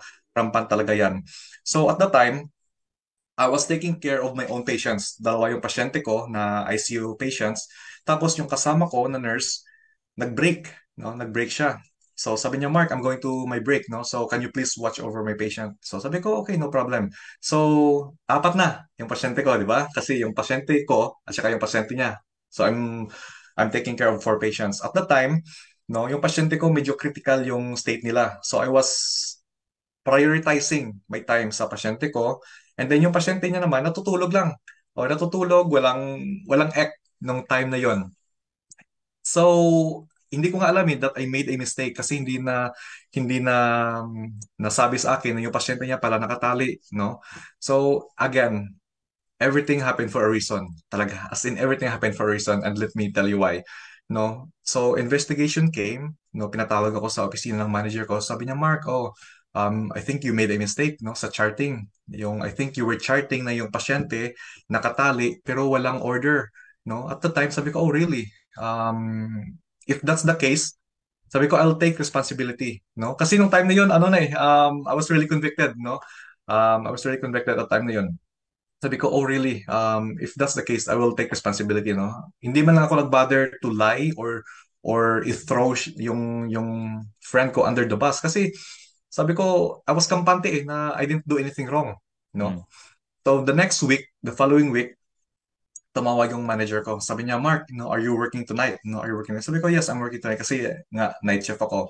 So, abala, can you please come early, no, sa office? Wala akong idea talaga kung ano mangyayari.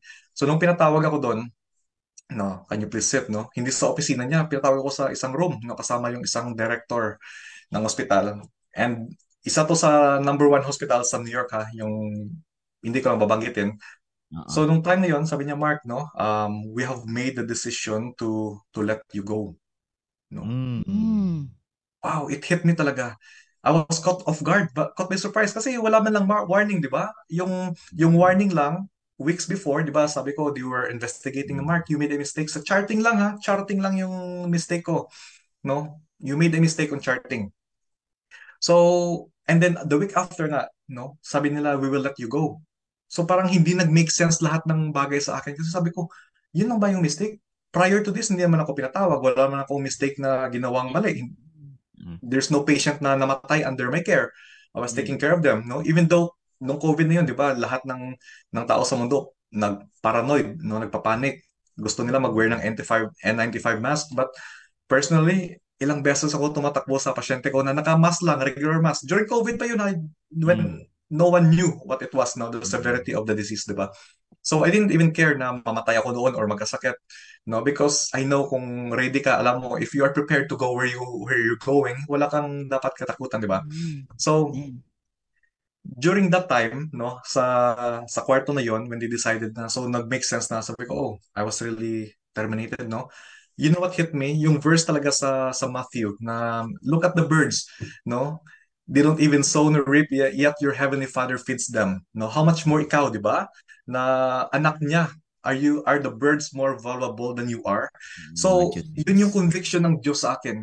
So imagine, no, tatay ka, breadwinner ka, no? Yung asawa mo naka-maternity leave, mga anak, ha? 1 week prior to that, na-terminate ako sa trabaho. Pero you know what, Pastor, at saka sa mga viewers, wala talagang sama ng loob. There was no hate. There was no fear sa puso ko. Hindi man lang ako nag-wild. Kasi imagine mo kung tatay ka, tapos imagine mo, gang membro pa ako ng gang. Siyempre, I could really escalate things, no? Pwede ako mag-wild. Pwede ako mag-wild sa kanila. Pwede ako to fight myself now. Bakit mo ako paalisin, no? Anong problema nyo? Ganyan, no? But you know what? The Lord really spoke into my heart na, Mark, no, I will take care of you. Don't worry. Ganon yung verse, yung Matthew 6, di ba? Look at the birds, no? Yes. yun talaga yung nag-ano sa puso ko, yung Matthew na yun. Imagine yung sabi ko sa manager ko, can I take a selfie with you? Imagine mo, no, pina-fire nila ako, yet sabi ko, pwede pa tayo mag-selfie kasi mahal ko talaga yung trabaho ko, no? Mahal ko Mag-selfie. talaga, sabi ko mag-selfie ako kasi hindi ko na kasi siya makikita eh kasi I was being terminated, di ba? At that point nang umalis na ako ng hospital, iniwan ko yung ID ko. Nakita ko pa yung nurse na involved doon sa kaso namin, no, na about misdocumentation, no. Kasi dito sa Amerika, medyo malaking big deal yun eh. Big deal yun yung walang order, mga ganon. Pag magbigay ka ng maling medication sa pasyente, no, or walang order na nakatali. Nung nakita ko yung nurse na involved sa case na yon, hinag ko pa siya. I hugged her. No, sabi niya, "Oh Mark, where are you going?" Sabi ko, "Uwi ako kasi masama yung pakiramdam ko." Ganun lang yung sinabi ko. Even though na I knew na tinapo niya ko under the bus or kung ano ba, how do I say this in Tagalog? Parang ano niyo ba ako? Parang she stabbed me in the back. Ganun lang sa English, no? She also, because syempre, kailangan niya din i-depensahan yung self niya. She need a living, di ba? Kailangan niya din i-pay yung mga rent niya, etc. So, pero ako wala talaga akong samanang loob because of I hold in the truth of God's promise. And thank God, nakabasa na ako ng Bible prior to this event, no? So, hanggang while I was walking out, tinawagan ko si Rochelle, yung asawa ko. Sabi ko, Rochelle, no, I have something to tell you. No? Hindi niya pa alam, no? Manganganak siya, ha? Sabi ko, pinaalis ako sa trabaho, I was terminated, no? Sabi ha? Na-shock siya. Pero sabi ko, okay lang, no? God is faithful, no, sa atin. He will supply. He is not a liar. Saka sinabi ko sa kanya yung verse, no, yung sa Matthew. No, he will carry us, no? We will go through this. COVID pa yun, ha? So fast forward 1 year. 1 year, pastor, no? 1 year na wala akong trabaho, no?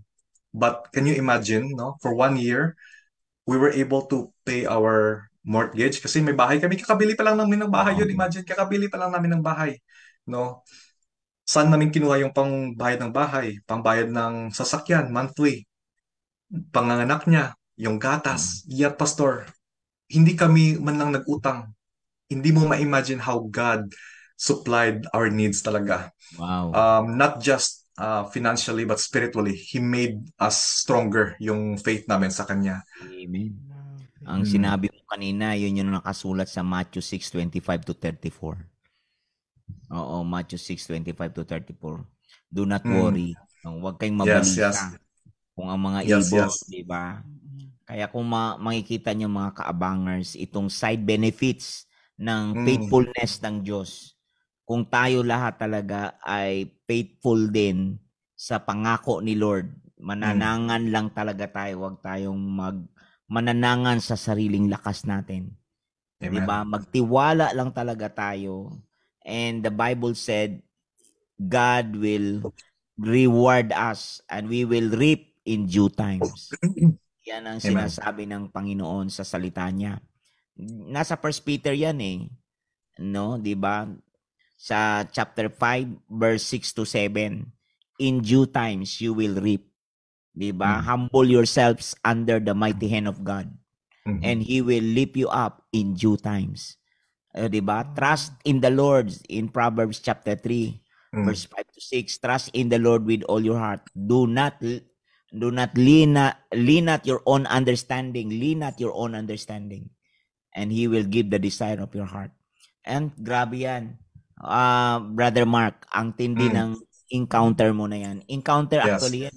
Yes. Encounter. Kaya lagi kong kinukumbinsi ang mga tao. Kahit kanina, sabi ko sa mga kasama ko dito, sabi ko, alam nyo mga anak, unahin nyo lang talaga ang salita ng Diyos. Kasi ang salita ng Diyos, sa gitna ng mga pangyayari, ang salita ng Diyos biglang lulutang sa iyong isipan.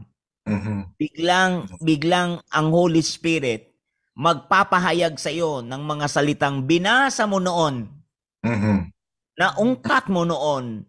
Paano kung wala kang binasa? Anong ipapaalala sa iyo ng Holy Spirit? Tama. Yan ang nangyari sa iyo, Brother Mark eh. Yan ang nangyari sa iyo, yung biglang may pangyayaring ganyan. Na-test kung may laman ba ang puso mo or empty ang puso mo. Na-test kasi pwede ka, sabi mo kanina, mga kaabanger, sabi niya kanina, pwede ako magwala, di ba? Ugali ko Yes. yan dahil galing ako sa gang.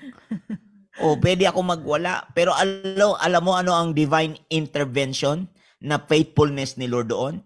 Naalala niya ang salita ng Diyos. Yes. Do not worry. Amen. Ang mga ibon nga ay kinalinga ng Diyos, hindi naman nagtatrabaho. Yes. O, salita ng Diyos yun sa Matthew 6:25 to 34. Verse 25 to 34. At sabi ng verse 34, saka mo na harapin pag dumating ang bukas kasi bawat araw Sapat may na. kanya-kanyang suliranin. Suliranin. Saka mo na harapin pag dumating yung bukas. Harapin mo muna yung ngayon. Ngayon. Kaya yung topic ko nung Sunday, the power of today. Yes. The power of today. Kaya kailangan makita natin yung today na yan. Yun yung day na kung saan the day of the Lord sa Psalms 118 verse 24 to 25. The day, the joy of the Lord. This is the day that the Lord has made. Amen, Brother Mark. Ang laki ng pagpapala ngayon sa mga taong nakikinig sa iyo ngayon. And I do believe maraming nagdaan ngayon ganyan. Yes, I agree. Kasi during COVID, I know na marami talagang nawala ng trabaho, no? So ngayon, if I encounter someone na nawala ng trabaho, in-encourage ko sila. Kasi sabi ko, I've been there, no? And as long as you hold unto the promise of the Lord, no? He is faithful talaga, no? Lahat From Genesis to Revelation, no? Yeah. Everything na sinabi niya has been fulfilled and is continue to be fulfilled as well, no? So I was really delighted talaga, and I'm like speechless, no? Blessed to know the Lord is such a benefit to know Him, no? So nung time na yon, di ba na-jobless ako, so to continue, no? So nung na-jobless ako, syempre naghahanap ako ng trabaho, napakahirap. At ng time na COVID, praise God pa rin sa COVID. Even during COVID, I praise God. Alam mo kung bakit? Kasi during COVID, no, for 1 year, naubos ko basa yung Bible. As in, naubos ko basa ang Bible. At saka, God made it as a instrument as well na para sa akin personally, no?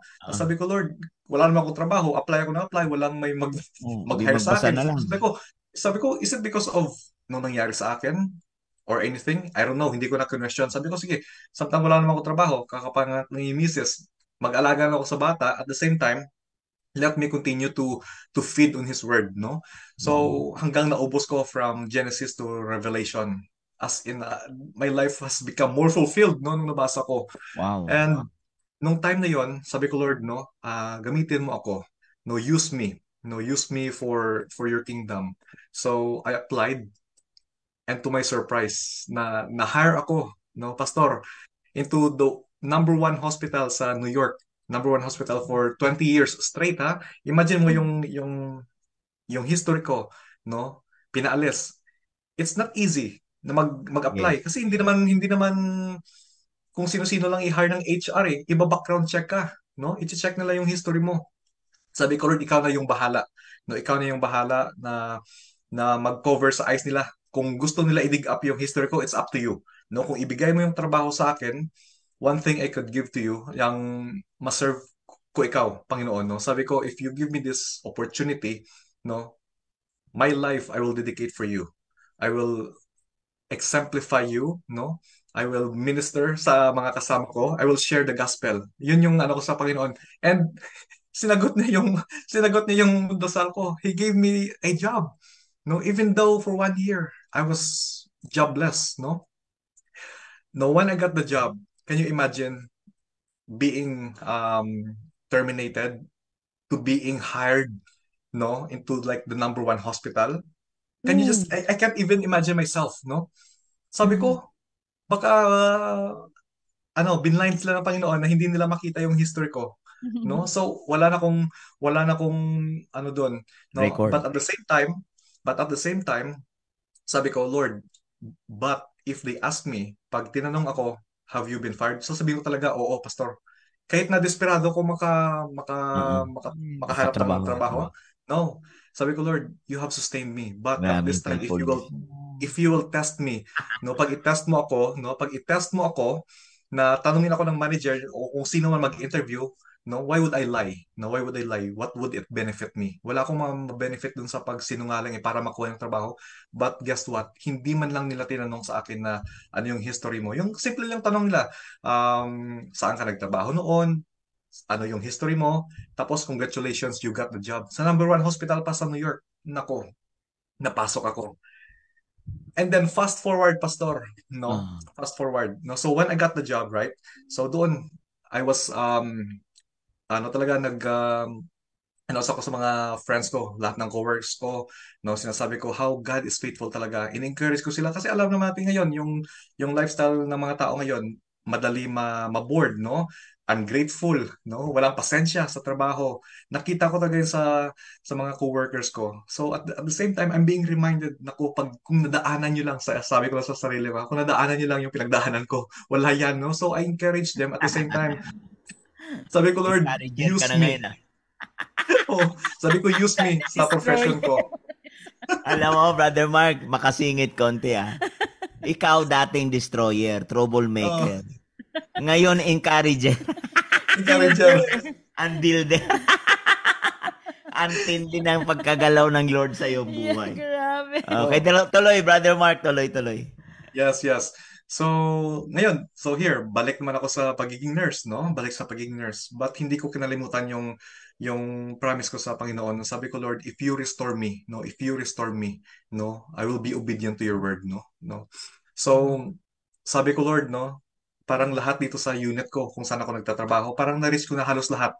Lahat ng kasama ko, kahit manager ko, witnessan ko, na-share ko yung Oo. life ko. Lord, sabi ko, depende na sa'yo. Ikaw yung bahala kung saan mo ko ilagay. And to my surprise, hindi pa ako nakapag 1 year ha, sa hospital na yan. Um, Tinanong ako ng director at saka ng mga fellow managers. Sabi nila, Mark, no, are you willing to become a manager? No? Wow. Mag-manager. Hallelujah. No? So, assistant manager. Assistant manager. No? Asistado.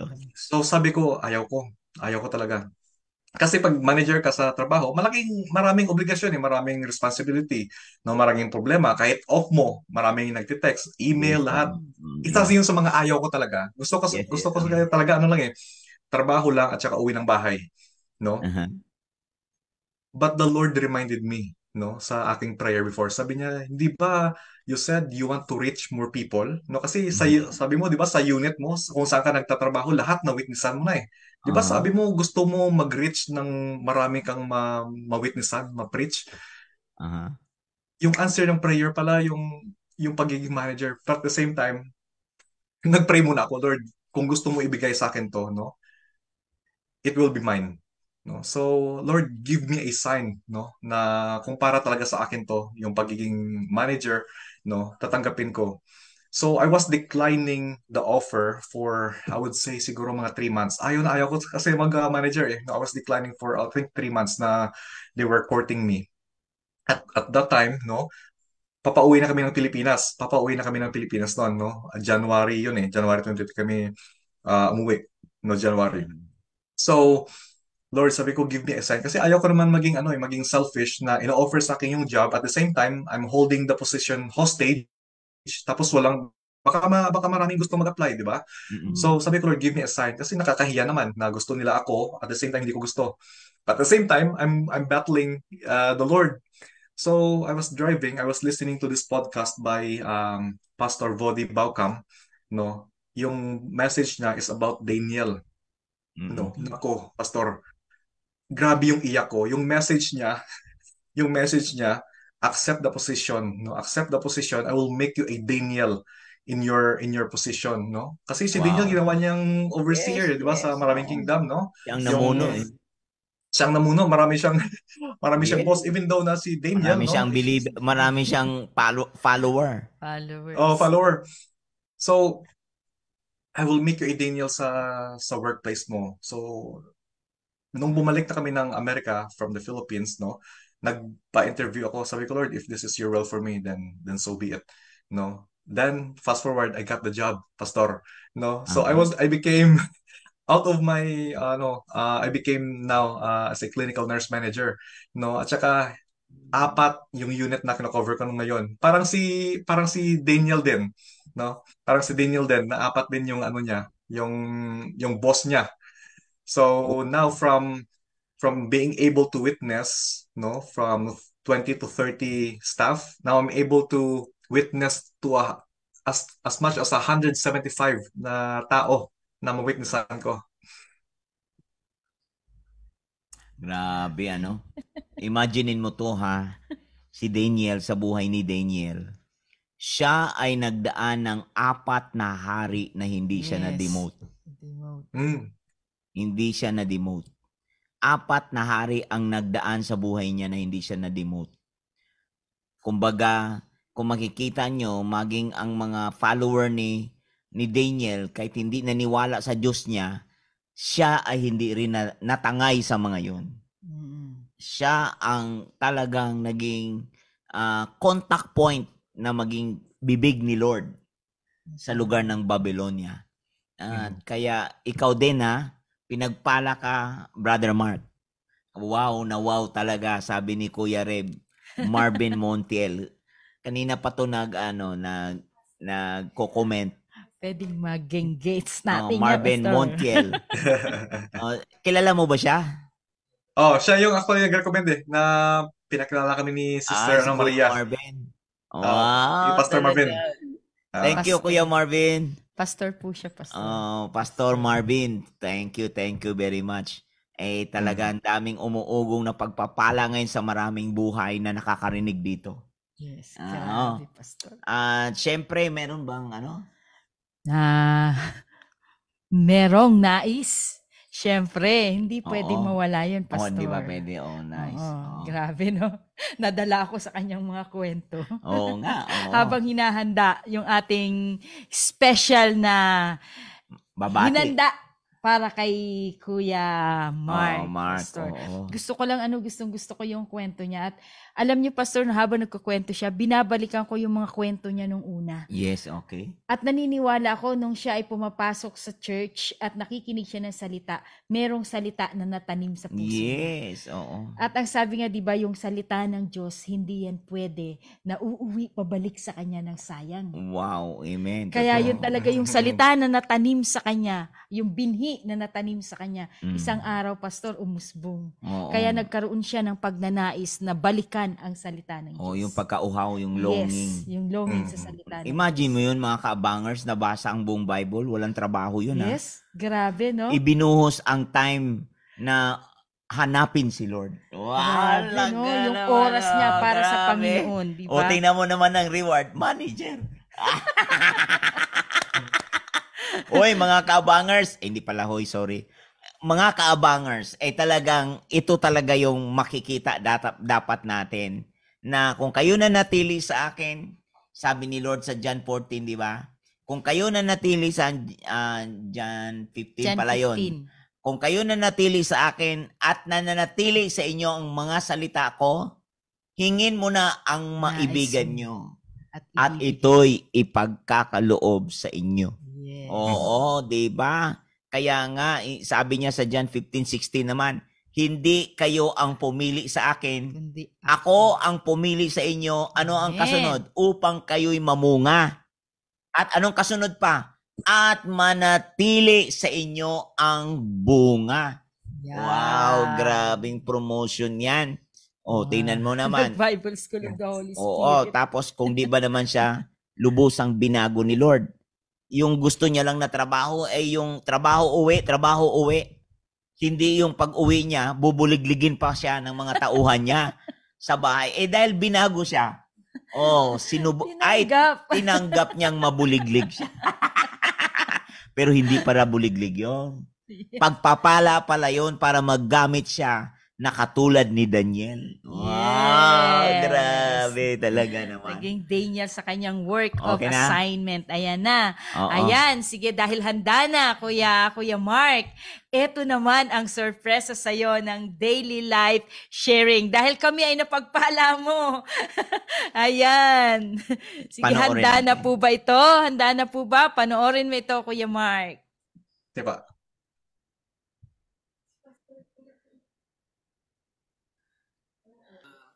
Mark is one of the people that I was trying to reach out when I was in my younger years, and I've seen how he has grown and he has acknowledged Jesus in his life. And I'm so happy to see na he's doing good and great in the kingdom of God by reaching out and being a testimony to others on what God is doing in his life.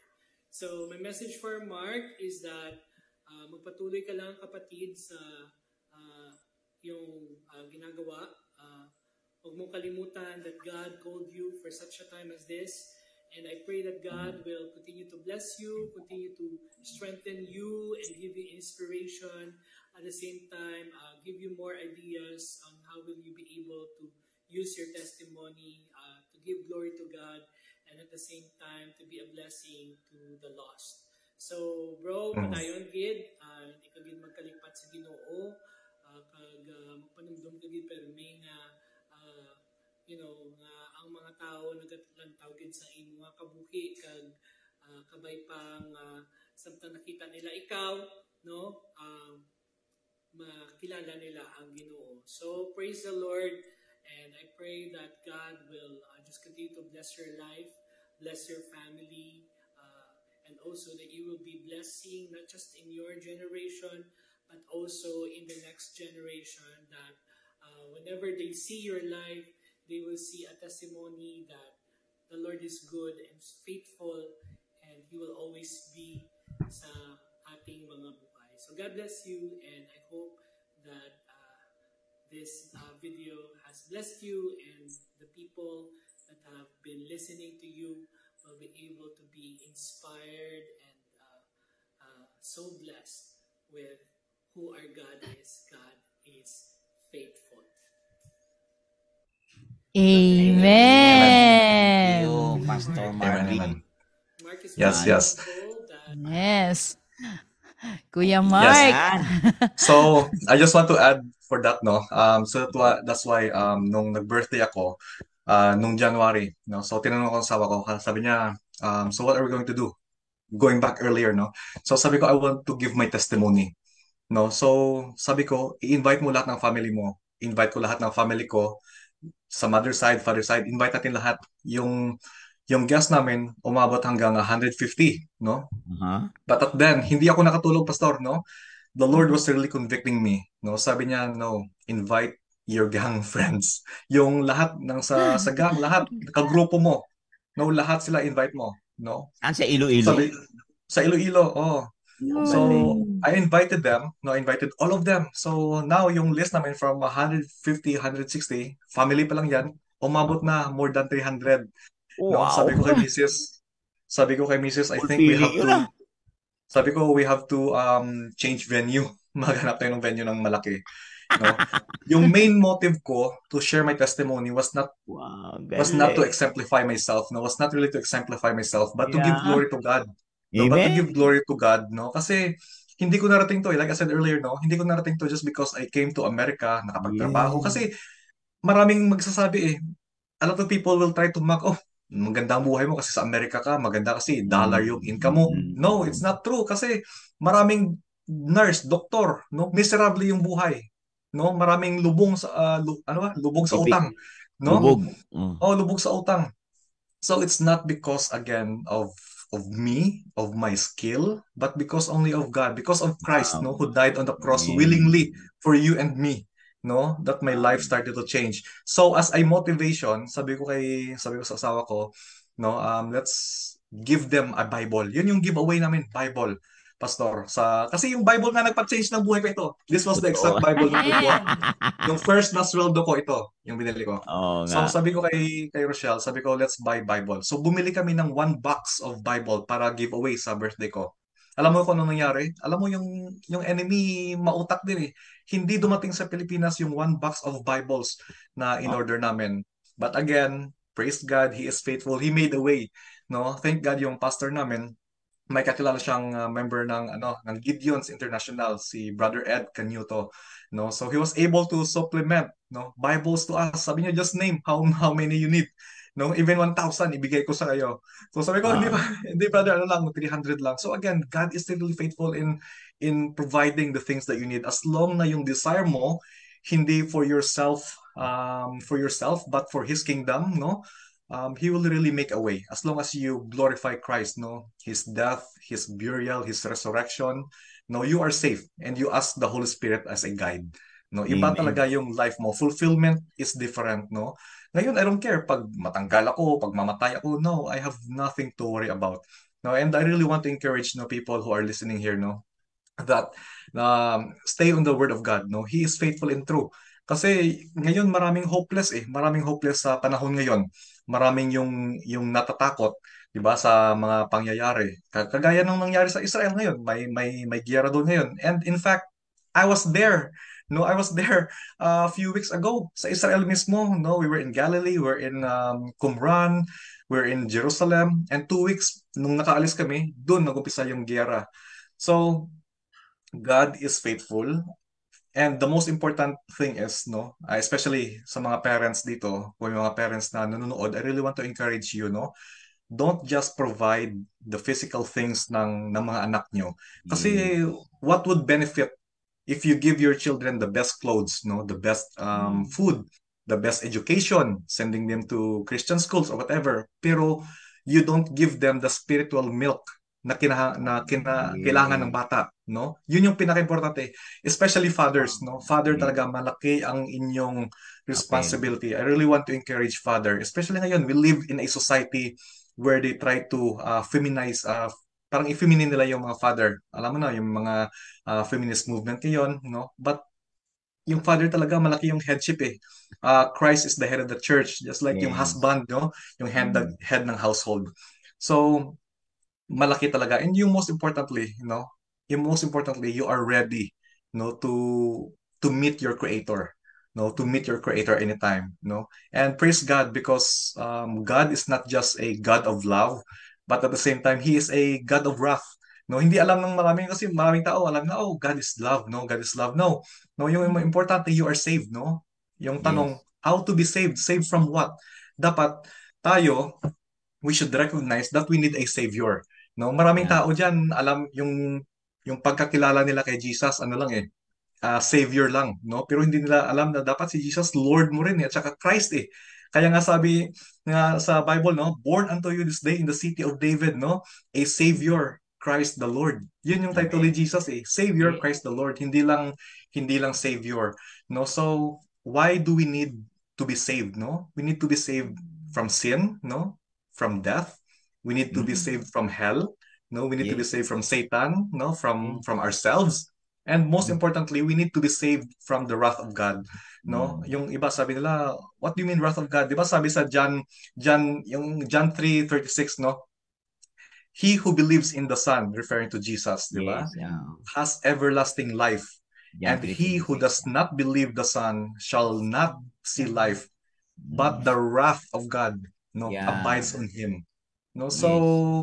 to all the listeners, no, hindi lang natin dapat i-memorize yung John 3:16 na for God so loved the world. We need to know that if you don't know the Son, no, you will not see life, no, and the wrath of God abides on you. But praise God because regardless of our sin, all of us are sinners, di ba? Regardless of how big, how small, no, God is so faithful. God is so merciful as long as you humble yourself and you recognize that you need Him. Oh, yun. Yun yung Amen. iwan ko. So, Brother Mark, wala na tayong oras pero talagang grabe ang iyong patotoo. Grabe ang buhay ni Kristo Jesus na nananahan sa buhay mo. At hindi mapatid-patid yung pagpapala ng patotoo mo. At I believe isang araw magkikita tayo dyan sa US. Amen, amen. Lord willing, kung hindi man dito, doon na lang tayo magkita, Pastor. Oo, kung di man dito. Magkikita tayo dyan kasi marami tayong kaluluwang ibabalik kay Lord. Balik sa Kanya. Oo, kasi kung ikaw ay songwriter noon ng mga rapper, ako naman ay songwriter ng mga gospel song. Oo, so may 7 album ako. So, Wow. alam mo, talagang ito na yung time na ipagdildilan natin ang kabutihan ni Lord para maligtas ang tao sa galit ni Lord. Kasi ang tao ay talaga naman pag pinili nila talaga ang kalikuan, di nila alam ang Diyos ay galit sa kasalanan. Hindi Yes, siya yes. galit sa makasalanan, galit siya sa kasalanan. Mhm. At ang makasalanan gusto niyang magbalik loob sa kanya. Kaya ikaw nga yun na sinabi mo na dati ako ay gang. O, di ba? O, gusto mo, ikaw ay gulo dati. Gusto mo ng trouble dati. Pero ngayon, ikaw ay messenger na. From mess to a message. O, di ba? Grabe. From victim to a victorious. Victorious. Amen to that. Amen. Maraming salamat, Brother Mark. Talaga naman kami ay napagpala ng iyong patotoo. At higit sa lahat, marami ang na-inspired ngayong hapon na magbasa at magbabad sa salita ng Diyos. Salamat sa buhay mo, Brother Mark.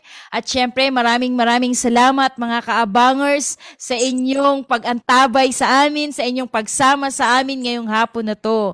At bukas, syempre tayo ay magkita-kita muli at muli na namang mapagpala. Ayan, dahil kung ngayon ay kabutihan, faithfulness ng Panginoon ang ating narinig sa buhay. Aba, Pastor, ang faithfulness pala, nagiging basement to blessing. Wow! Yan! Kaya bukas, basement to blessing ang ating pag-uusapan. Kaya, kita-kita tayo mga kabangers bukas. Amen. Bye for now! Bye. Thank you. God bless everyone. God bless you.